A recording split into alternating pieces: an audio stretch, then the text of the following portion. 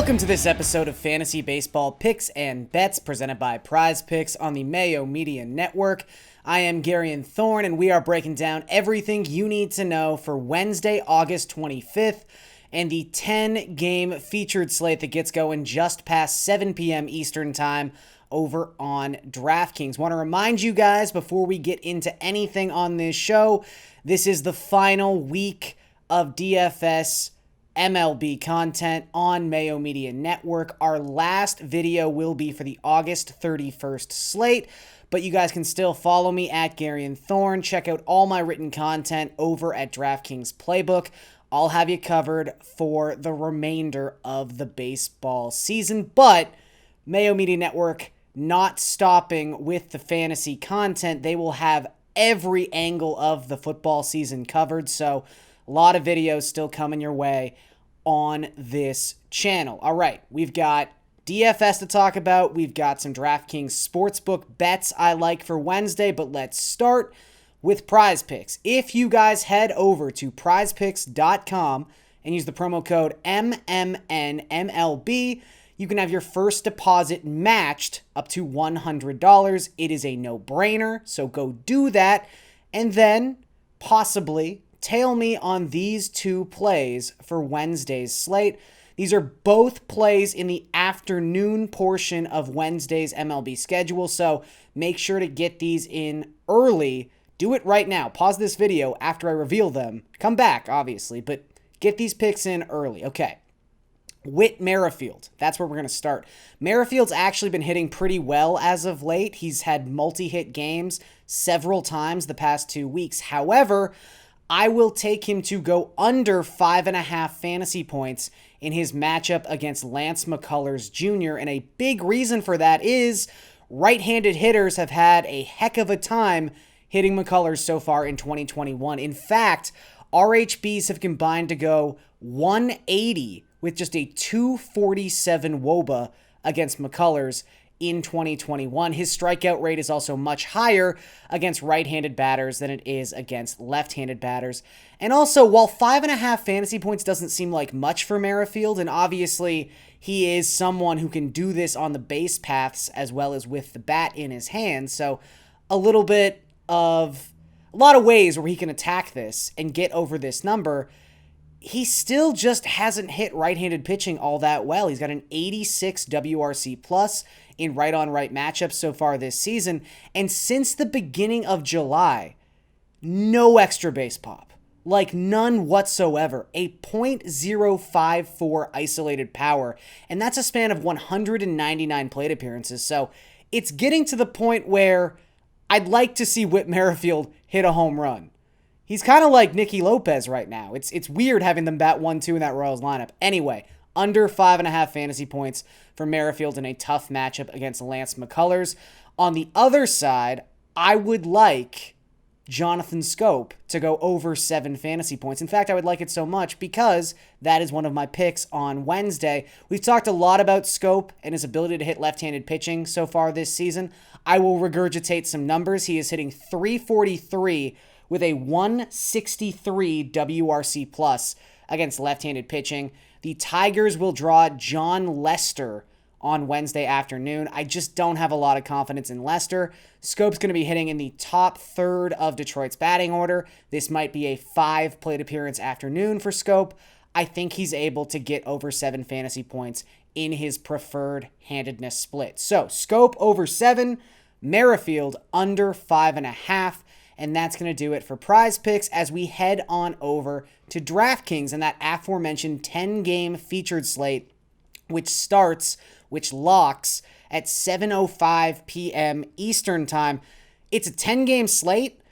We have some of the highest quality pitching that I can remember on a slate of this size. Let me just run down some of these names. Brandon Woodruff, Zach Wheeler, possibly Yu Darvish, although it was also possible he was going to pitch on Tuesday. We'll see what happens. Could be Blake Snell for the Padres, so make sure to watch out for that. Walker Buehler, Luis Castillo, Robbie Ray, Shohei Ohtani, Lucas Giolito. That's a huge. Remember, there's only 20 starting pitchers on this slate.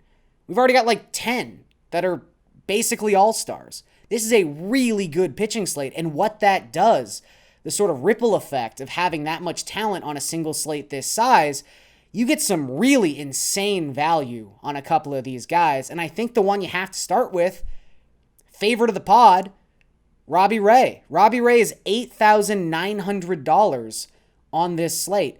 The last time Robbie Ray checked in below 9K on a slate was June the 1st. Ironically, that's exactly when he started just becoming the greatest pitcher in the American League, I guess. Going back to the start of June, Robbie Ray leads the American League in ERA and strikeout rate.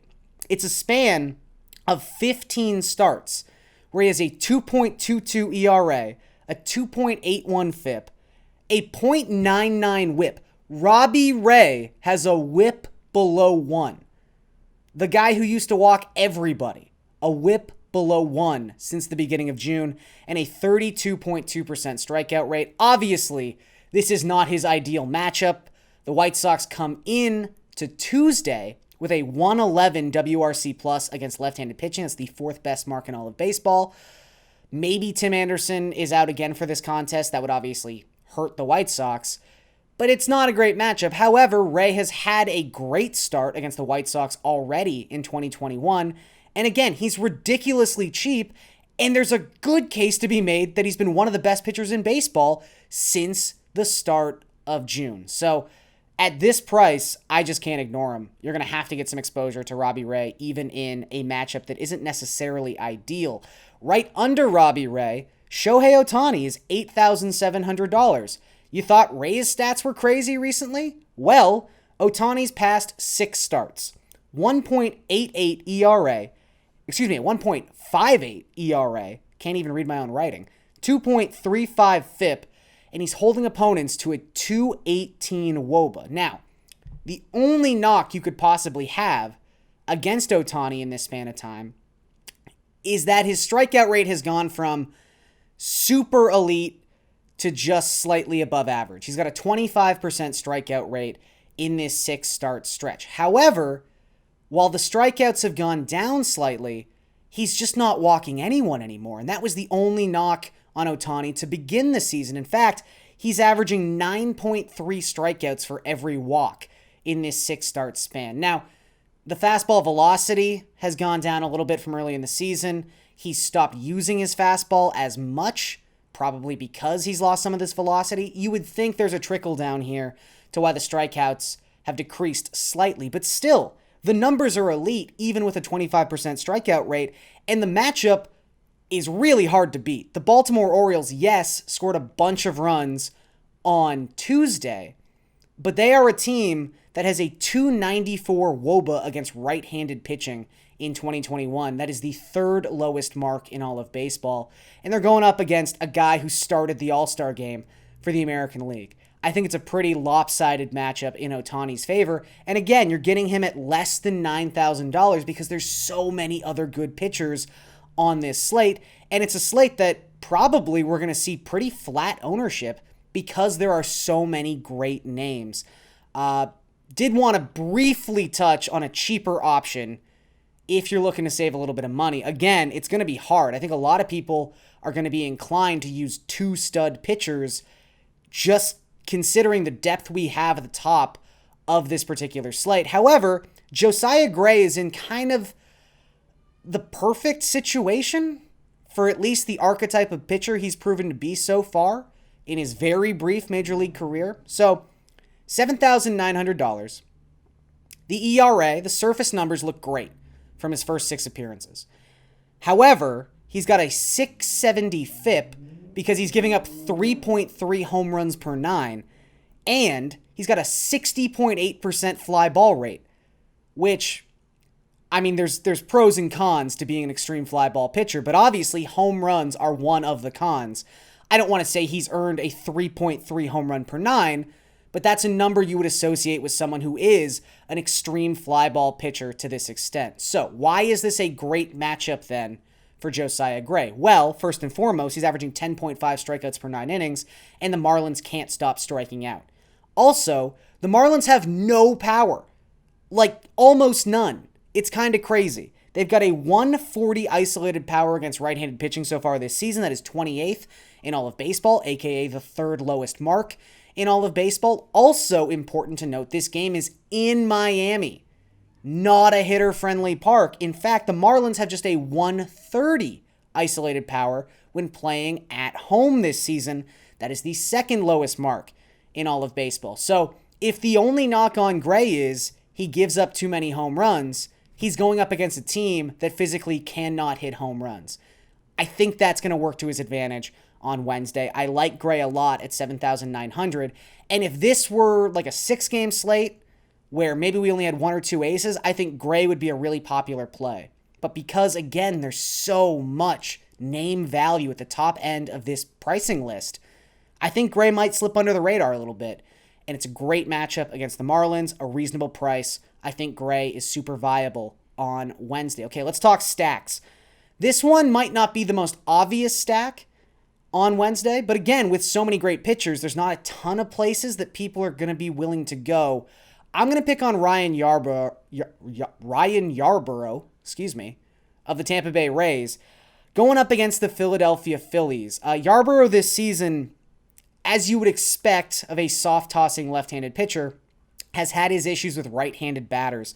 Righties are averaging 1.7 home runs per 9. He's only striking out about 17% of the righties he's faced, and he's got a 4.75 FIP within the split. Yarbrough has also given up 5 or more earned runs in 3 of his past 5 appearances, so blow-up potential is certainly in the range of outcomes. And the Phillies just really hit left-handed pitching well. It didn't start great at the beginning of 2021, but the numbers have rapidly gotten better across the last 6 weeks. And they've got so many right-handed bats that crush left-handed pitching in the top half of this lineup. Obviously, you can still use Bryce Harper if you want to.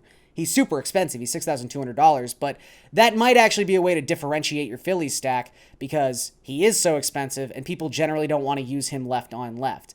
However, you've got JT Realmuto, $5,200. He's got a 130 WRC plus against lefties so far this season. Gene Segura is $4,800, 136 WRC plus within the split.